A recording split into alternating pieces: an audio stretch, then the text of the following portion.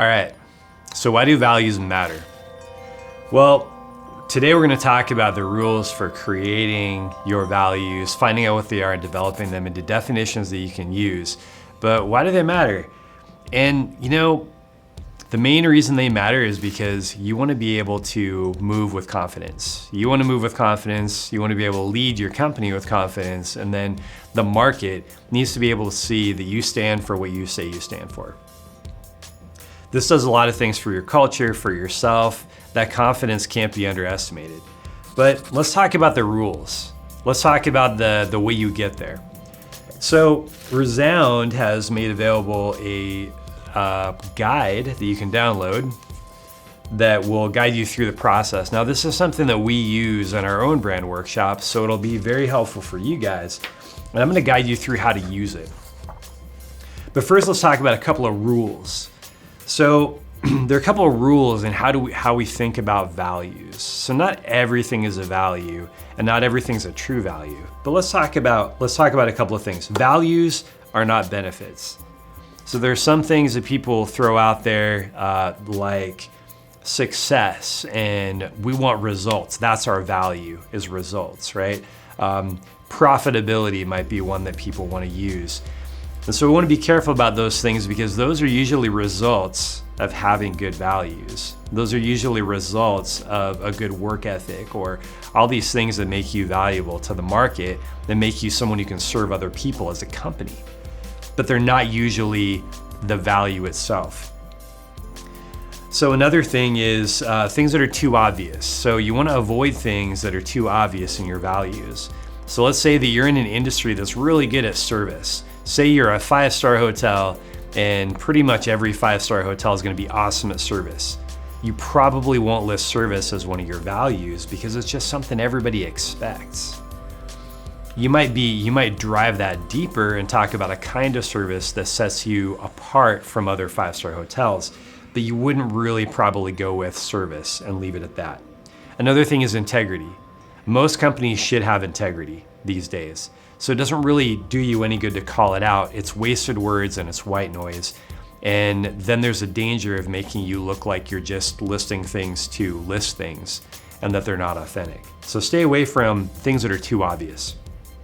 And then a third category of rules is things that are false. And so the easiest example is, let's say you say, we value determination, but you have a weak work ethic. All right, well, if you have a weak work ethic and you want to talk about determination, you need to figure out, well, what do we mean by determination? Because it doesn't mean work ethic. So let's drive that deeper and find out what we do mean by that. Because if it's a value that you don't have, it's not exactly true, and it won't therefore be convincing to other people. All right, so let's go through the guide. Again, you can download it and print it out yourself, hand it out to your team and workshop this yourself. Let's talk about the first phase here, and there are a couple of framing questions that will help you understand how to go through the rest of it. And those framing questions are, for example, what do you fight for? What does your brand fight for in your everyday work? What do you fight for? What gets your brand out of bed in the morning? If it was a person, what would get it out of bed in the morning? How about you? What gets you out of bed in the morning? Why do you go into work? Why do you run this company? Why do you do your job in this company? What's your brand's passion? That's really what we're trying to get at. And the importance of these questions isn't the answer, but it's the why, right? So if you say, what do you fight for? We fight for justice. Well, cool. Ask why a couple of times and follow that down, because it's not just justice, right? Or it might be, but it might be justice for another reason. Like we want to end human trafficking, let's say, right? So it's like, well, why? We believe that each person is valuable and has dignity and shouldn't be trafficked. So that's a deeper value. So if you ask why from that, you get to the end of your whys. And once you've pushed that why, asked that why question a couple of times, now you have something that's a little deeper than what you probably first came up with.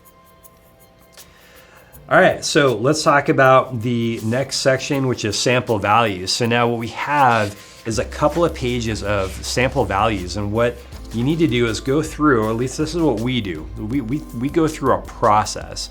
And that process starts by going through in 2 or 3 minutes, set a timer, take 2 or 3 minutes, go through these pages and just cross out as fast as you can every single word that doesn't represent your brand.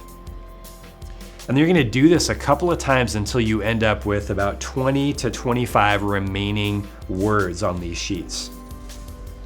And then you move on to the next step, which is you reduce and you organize. So you take those 20 to 25 and then you organize similar words, you find redundant ideas, and then you find words that just don't pass the final sniff test. And what you wanna do is prune it down to 3 to 5 values. All right, so now your final step in this process is take those values, the 3 to 5, and write them down on this last page. And then you'll be able to write, you'll have space to write a definition for those values. And so how do you write a good definition? Well, dig deep, figure out what you mean, talk it through. This is a writing process, so you can find inspiration from, if you have any good writers on your staff, you can find inspiration from them as you ask them to try to develop these things and write them out. And probably what they'll do is push you to use strong verbs. In other words, when you write these values, don't say, for instance, we are, for authenticity, for example, don't say we are authentic as the definition.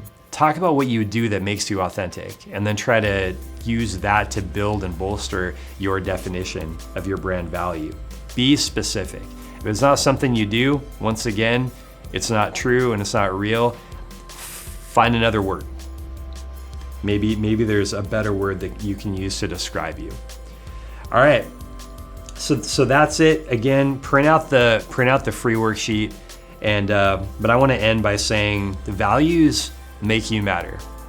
Anybody can sell a product. Anybody can provide a service. A lot of people can create a business, but not everybody can lead a business based on values. Values are who you are when nobody's looking, because you value them apart from trying to impress other people. It's not about other people, it's first about you. So when we're figuring out these values, sure, it's great to have something to show the world, and that's primarily a lot of times why we do branding exercises, but what's most important is that you believe in them, and it's something that fires you up and carries you through, and so that you can have great leadership within your company, within the market, and then most importantly, in your own heart. All right, happy planning.